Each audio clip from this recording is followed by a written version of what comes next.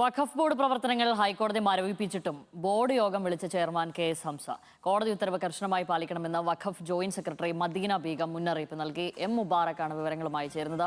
മുബാറക്, വിശദാംശങ്ങൾ. ശ്യാമലി, ഈ വഖഫ് ബോർഡ് അതുപോലെ സർക്കാരും നേർക്കുനേർ കൊമ്പ് കോർക്കുന്ന ഒരു സാഹചര്യങ്ങളിലേക്കാണ് പോകുന്നത് എന്നുള്ളതാണ്. അതായത് ഹൈക്കോടതിയുടെ കർശനമായിട്ടുള്ള വിലക്കുകൾ നിലനിൽക്കുന്നുണ്ട്. ആ സാഹചര്യത്തിലാണ് ഇപ്പോൾ അടിയന്തരമായി ഈ വഖഫ് ബോർഡ് ചെയർമാൻ KS ഹംസയുടെ അധ്യക്ഷതയിൽ ഒരു ബോർഡ് യോഗം കോഴിക്കോട് വിളിച്ചു ചേർത്തിരിക്കുന്നത്.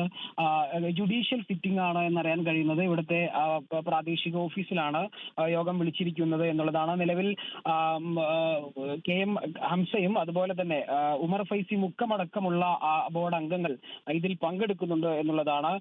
ഈ വഖഫ് ബോർഡിന് നയപരമായിട്ടുള്ള തീരുമാനങ്ങളോ അല്ലെങ്കിൽ അതിന്റെ പ്രധാനപ്പെട്ട സാമ്പത്തിക ഇടപാടുകളോ നടത്താൻ നിലവിൽ ഹൈക്കോടതിയുടെ ഉത്തരവുണ്ട്.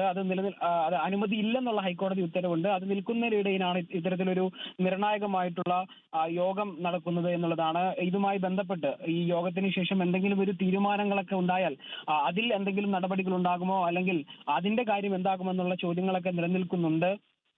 എന്തായാലും ഇന്ന് 3 മണി വരെയാണ് സിറ്റിംഗ് പറഞ്ഞിട്ടുള്ളത്. അതിനുശേഷം ബോർഡ് അംഗങ്ങൾ ഔദ്യോഗികമായിട്ടുള്ള ഒരു വിശദീകരണം അടക്കം നൽകുമെന്നാണ് അറിയാൻ കഴിഞ്ഞിട്ടുള്ളത്. ശ്യാമിലി.